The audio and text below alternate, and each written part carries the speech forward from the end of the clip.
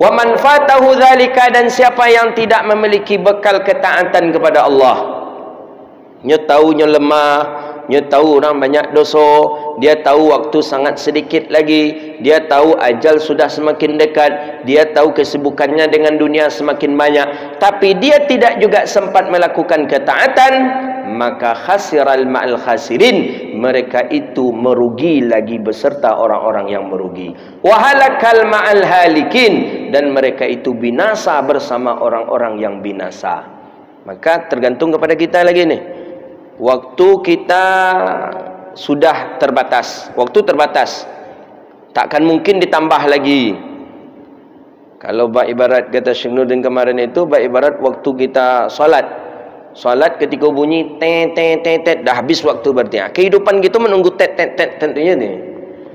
Cuma tak dibunyikan oleh malaikat. Malaikat pun tak bagi tahu ke kita. Kalau waktu solat nampak qamat sekian minit kan.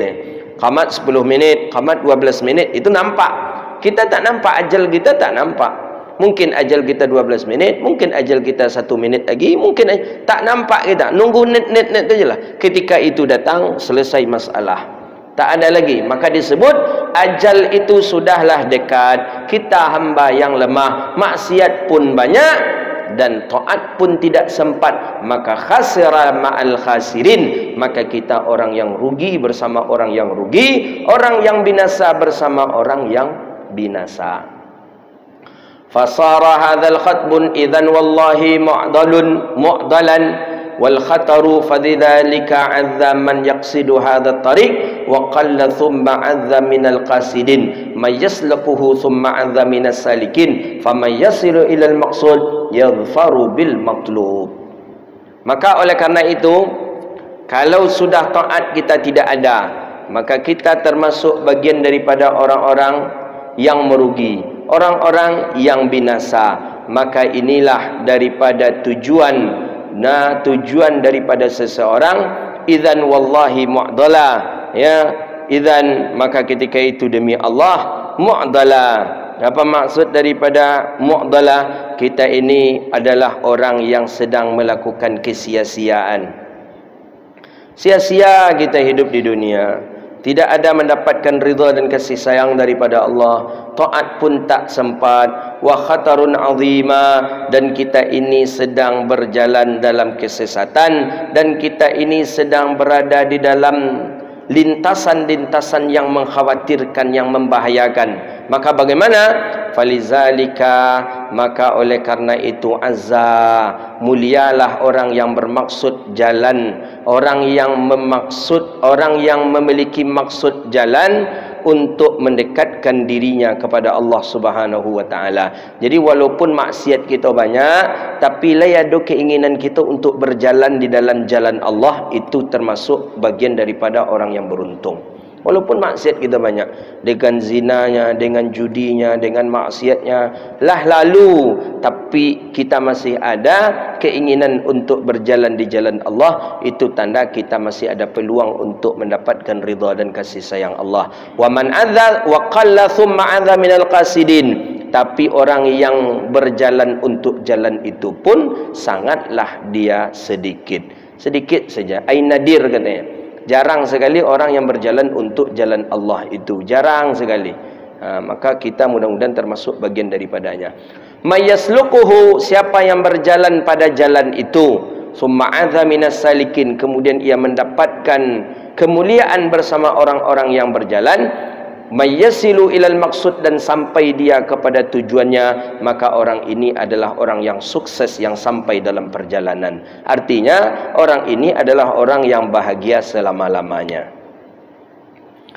Wa humul a'izzatul ladzina astafahumullah. Siapa mereka? Mereka orang-orang yang Allah jaga, orang-orang yang Allah pelihara, istafahumullah, yang Allah khususkan mereka. Siapa itu? Para wali-wali Allah.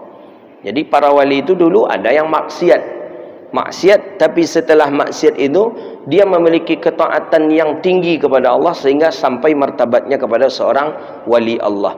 Wa mahabbatihi, dan orang-orang yang mendapatkan cinta dan kasih sayang daripada Allah. Wa saddathum bit taufiqihi wa izmatih, dia mendapatkan taufik dan perlindungan daripada Allah Subhanahu wa taala. Jadi maksudnya Imam Ghazali mengajarkan jangan berkecil hati. Walaupun maksiat banyak, walaupun maksiat kita banyak, ketaatan kita sedikit, tak usah berkecil hati. Pokoknya lakukan saja ketaatan, dekatkan diri kita kepada Allah, maka insya-Allah kita akan sampai kepada yang kita tuju. Yang kita tuju tadi apa? Allah, redha dan kasih sayang daripada Allah. Bisakah Allah memberi hidayah dan taufik kepada orang-orang ahli maksiat? Bisa. Wahumul a'izzatul ladzina istafahumullah. Allah akan memuliakan orang-orang yang dipilih oleh Allah. Istafahum, mereka dipilih oleh Allah. Allah memelihara mereka, Allah menjaga mereka, Allah memberi taufik kepada mereka. Ini metode madrasahnya Imam Ghazali. Maka tak boleh kita menghina orang-orang ahli maksiat, tak boleh. Kita yang sudah pakai jilbab hari ini, ada kawan awak belum pakai jilbab, kita hina dia, tak boleh. Tak boleh. Alah kalian masih Yahudi, tengok ni pakai jilbab dalam macam ni. Belum tentu. Kita siapa yang menjamin kita bisa berlama-lama dengan jilbab dalam? Siapa bisa menjamin kita berlama-lama untuk ubudiyah kepada Allah? Tidak ada. Allahu muqallibal qulub. Allah mudah membolak-balikkan hati manusia. Maka jangan pandang hina orang yang melaksanakan maksiat hari ini. Walaupun kita sedang melaksanakan taat, pandang orang yang sedang maksiat, jangan kita hinakan mereka. Jangan kita kucilkan mereka. Bisa jadi suatu saat nanti mereka lebih alim daripada kita, karena mereka mendapatkan istafahumullah, mereka mendapatkan taufik daripada Allah, mereka mendapatkan penjagaan daripada Allah. Tak boleh. Walau kepada kafir pun tak boleh. Kepada kafir, lewat kafir di muka awak, tiba hati awak, malang tenasib peji kau kan, kan? Alanya kafir, apa lagi? Kafir miskin lagi. Apa lagi umpamanya? Kita umpamanya ada orang kafir miskin, itu terlintas dalam hati kita. Jangan, tak boleh. Bisa jadi bitaufiqihi wa izmatih. Bisa jadi dia dapat taufik daripada Allah, bisa jadi dia dapat pertolongan daripada Allah Subhanahu wa taala. Itu metode madrasahnya Imam Al-Ghazali, dengan para masyayikh kita juga seperti itu mengajarkan.